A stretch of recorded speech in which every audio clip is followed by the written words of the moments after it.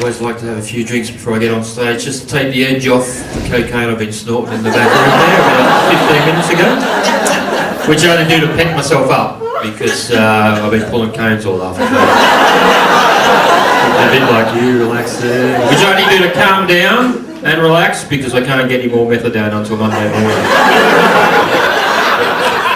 Michael McNeely, Mark MyWords, arthritis. Which one are you? I was Michael McNeely before I started doing comedy. Then I decided to have, because the surname McNeely's always been misspelt and mispronounced, I wanted to have a different stage name, and I quite liked the funny stage name, and it was also a bit of a tribute to people that got me very interested in comedy in the first place, or interested in the art of making other people laugh for entertainment, which is the Marx Brothers. So I came up with the name Mark MyWords, and which suited me because I'm a very wordy type comic, very verbal wordplay type comic. I had that name for 15 years, turned 40 a month or so ago, and decided I was going to change my name, change my stage name, which I changed to Arthritis. Once again, I play on words or names, and I'm embracing the fact that I'm, middle-aged and getting older, and there's a lot of people in the audience who are my age, and I do material that relates to them. That's part of the art of stand-up comedy, is to relate to the people you're talking to, and I'm quite happy to do that. I don't want to be a middle-aged guy trying to pretend he's still young and hip, and dressing young and hip and trying to talk about the things that you've done as a teenager or anything. I want to embrace the older audience. So who gets more work, Mark MyWords or Arthritis? Arthritis has never done a bad gig.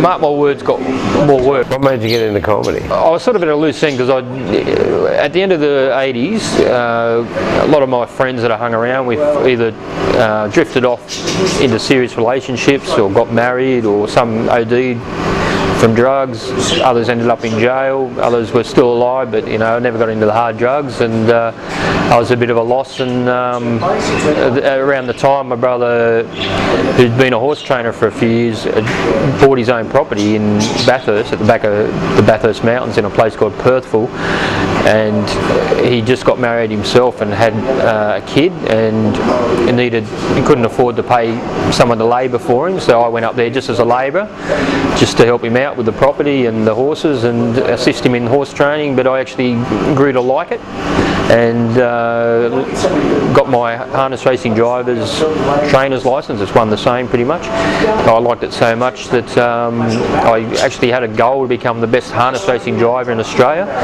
There's very few professional drivers. Most of them are trainer drivers, because it's not a sport with a lot of money. You do have people making a lot of money there at the top, but for the most part, the people who drive the horses in the races are the same people who train them. There's not a lot of groupies that hang around harness racing, though, is there? There's a lot of flyers. Not quite the princesses that go to the other track. No.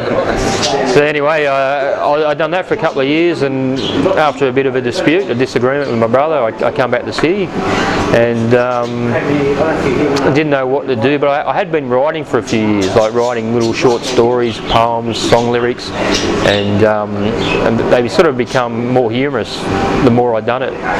They weren't it wasn't personal stuff, it was like me trying to entertain someone who was reading it.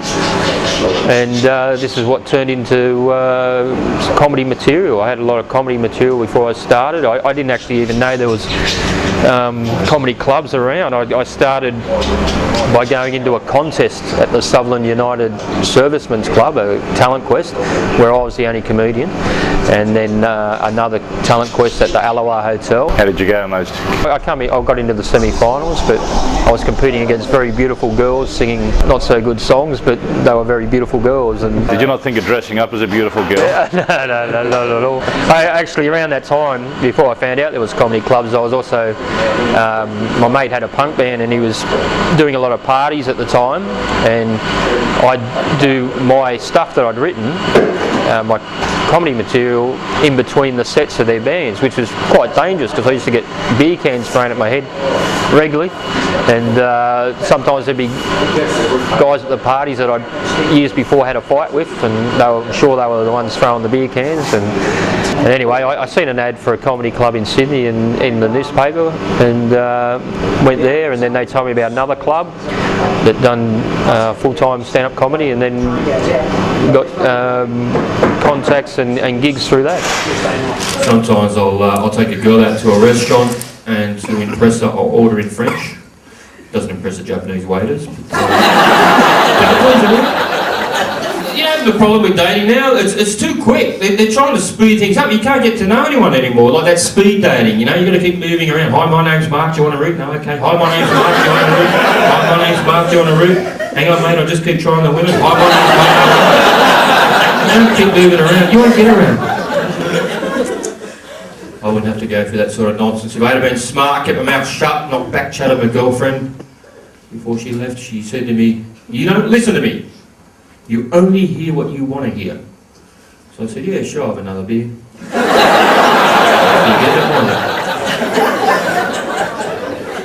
one? You know, I went into one of those bras and things stores the other day, and this woman came over and said, "Do you want to look at the bras?"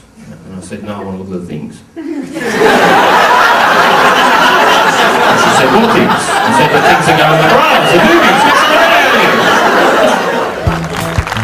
Coming up, we take a look at a not-so-new town And challenge Arthur to a three-way pool comp.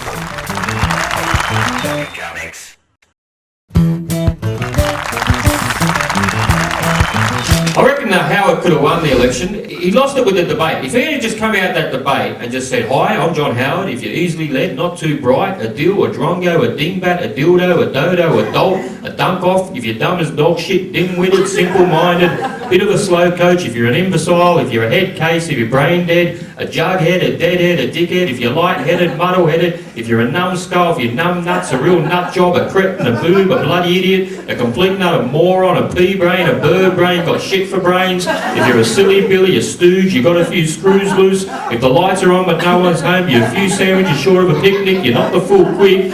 You're a fuck knuckle, a knucklehead, a nitwit, a nincompoop, a nimrod, a ning-nong, a ninny, a noodlehead. If your name happens to be Nesbitt, Norbert, Norval, Nigel, Norman, Neville, or Narelle, vote for me at the election. Then you do it. And you try to lie to us about it. Where are we exactly? Well, we're in Newtown. It's the Camperdown side of Newtown. It's the wild back streets.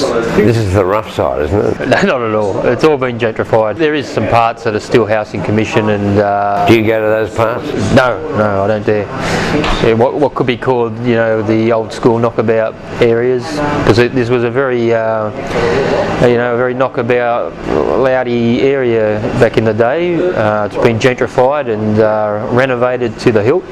Although there's a lot of great looking places around here, terrace houses that can't be touched because of the heritage listing, but there's the nouveau rich moved in, but it's still full of your punks and your goths and your emos and your anarchists and gays and lesbians. Living the dream. The rule of thumb here is that you can go out dressed as weird as you like, and you're still going to see someone down the street weirder than you. Are you going to say you can dress as weird as you like and you still fit in? If you were the weirdest dressed person you could possibly imagine, you're going to walk down the street and still see someone and go, "Wow, that person's weird." Do they try and outdo each other, you think? Do you think it's part of the culture? I think it's like a mixing pot of people who don't fit in anywhere else in Sydney and possibly Australia, because obviously people hear about or move here to Sydney because they don't fit in their own country towns or capital cities in other parts of the country. And of course the uni's here, the big Sydney University, the first university in Australia,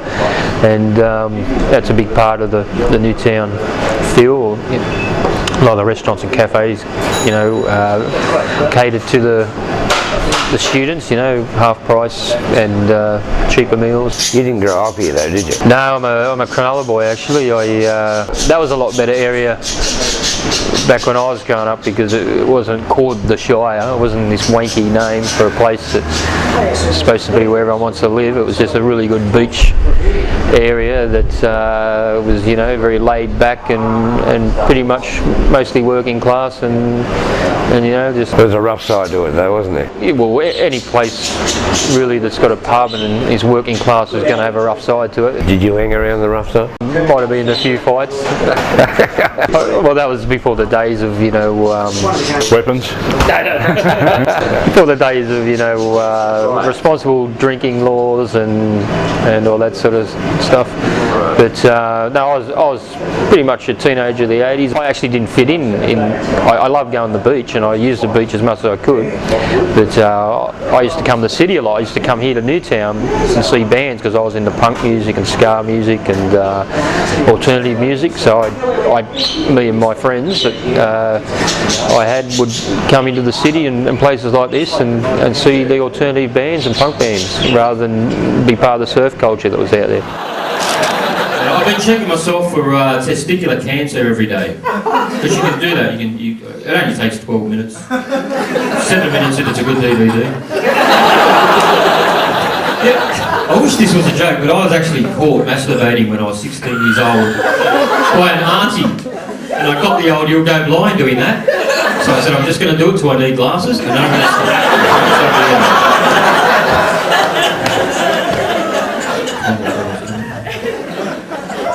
We can laugh about it, can't we, mate? The women that don't touch it, don't even know where it is. I brushed it once accidentally looking for something.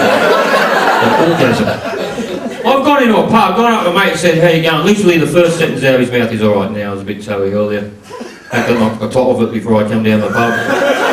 You never hear a woman talk like that. You never hear a woman say, "Oh, Daniel never came over last night, so I went to bed on my own and rubbed the jackpot on my instant scratching."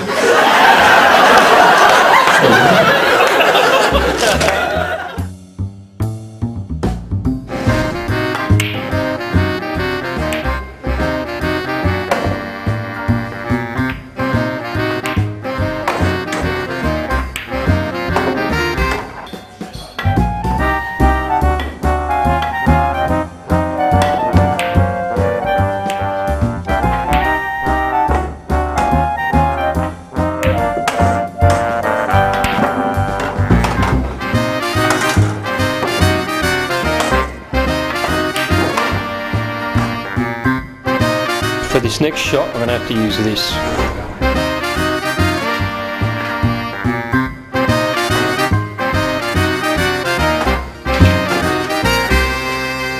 I was also thinking that if the Beatles, instead of being from Liverpool, England in the 60s, come from Liverpool, Sydney in the 60s.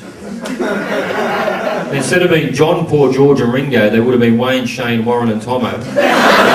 Instead of having a song that goes, "It's been a hard day's night, I've been working like a dog," they would have a song that goes, "I had a big night last night. It's going to be hard going to work today. I need the hair of a dog." I hate the way people walk around with these MP3 players and these iPods thinking, "Yeah, we're really tech savvy, we're 21st century, we can download music." We were downloading music 20, 30 years ago. You just had to wait for your favourite song to come on your tape deck, cassette recorder, with one finger on play, the other on record, and press it at the same time when the song started. And then stop it before the prick started talking again. So you didn't have to rewind it back and forth. We downloaded music. Still to come, the funniest joke he never wrote. And we chat about a life of crime.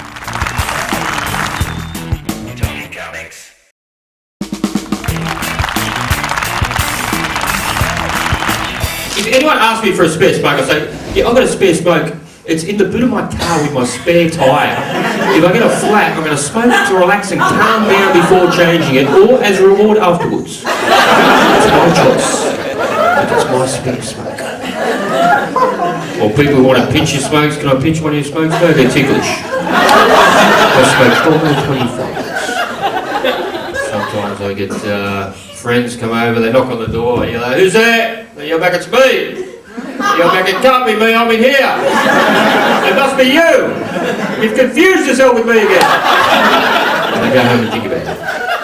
People once knocked on my door. They said they were from the Church of Jesus Christ of Latter-day Saints. So I said, could come back later in the day when I'm not here. That's what I like to hear about Jesus. I reckon anyone who walks around saying they're born again should have to wear nappies for the first 2 years. Prove it to us.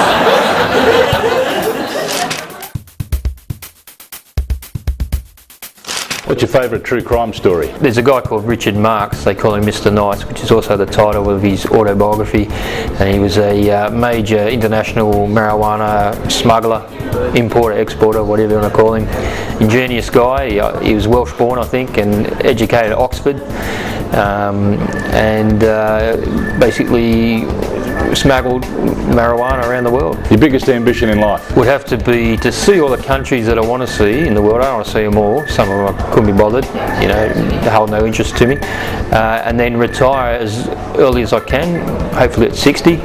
Live on a property I own somewhere, whether it be on the coast or inland, and drink fine wine and eat good foods until I die. Favourite form of exercise? Is walking. I love walking. I walk anywhere, you know, whether it's in the bush, along the beach, in the city. If you could change places with anyone in history, who would it be? That would have to be probably Zeppo Marx, the fourth Marx brother. He was in their first few films, but I wouldn't want to be one of the Marx brothers, the main ones, Groucho, Chico or Harpo, because I'd want to watch them and be part of their tours, and they used to tour the vaudeville circuit before they got into movies, and I'd love to be, you know, one of them and watch them as they used to do their live shows, which were apparently funnier than any films they used to do. The funniest joke you never wrote? Oh, well, there's many, but one that springs to mind would have to be the UK comic Lee Evans, I think it was, had a joke where he said he lost his dog, so he put an ad in the paper saying, "Here, boy." This Facebook nonsense, I've had that all my life. People think it's been around 2 years. I've had a Facebook since I was born. It's called a photo album. There's a book with my face in it all. So I once tried to put their face in it, and I said, hey, that's my space. My face. You get your own. And you're a confirmed atheist? Yes, I am. I hate all religions. Very much hate them. Any particular reason? I don't think they serve any purpose, you know. I think maybe when they started, they served a purpose, you know, to bring people together, and you know, even the Christian religion was a rebellion against, you know, the powers that be in Rome at the time.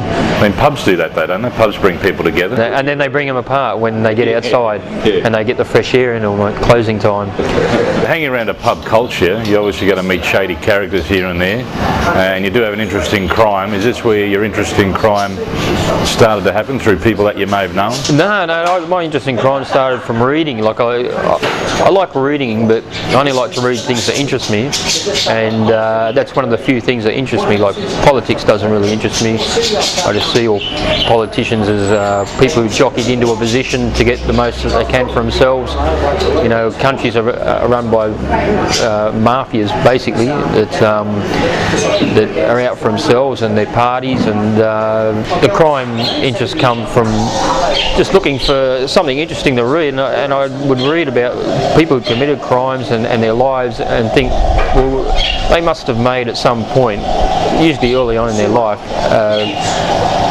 pivotal decision to you know, lead that life, even though they knew that their life could be shortened by numerous years or wasted in a cell for numerous years, yet they still went ahead and decided to become bank robbers or extortionists. You think they're sort of heroic? I don't see them as heroic at all. It's just an interest to me, because these people have decided they're not going to live the 9 to 5. I'm not talking about, when I'm not into like serial killers, or I have read about them, but it's not what interests me. I'm more interested in people who have made a decision in their life that crime is going to be their job. They're going to be bank robbers, they're going to be break and enter, or safe crackers, or... So you like the more psychological part of the person figuring out why they've done that? Yeah, and also the psychological part, but also their technique and the way they've done it. I mean,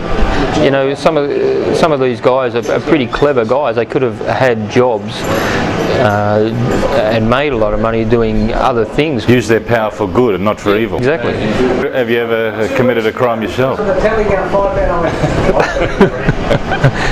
the 80s are coming back now, like the fashions and all of that. You could have the same haircut, the same clothes, listen to the same music for 20 years and be cool once every 20 years. Everything's the same, it's just they just add bullshit to it, like going to the movies now. Ever since they brought in online booking and reserved seating, they try to make it more exciting. I go to the movies during the week, in the middle of the day when there's no one there, and the girl who takes the ticket still says, "Would you like to sit in the middle?" And I get excited, yeah, I would like to sit in the middle. I go in there, there's 2 other people in there. And I think, where's she mean in the middle of those other 2 people? The word shark was invented in Australia by the first Aussie to see a shark close up. Combination of 2 words.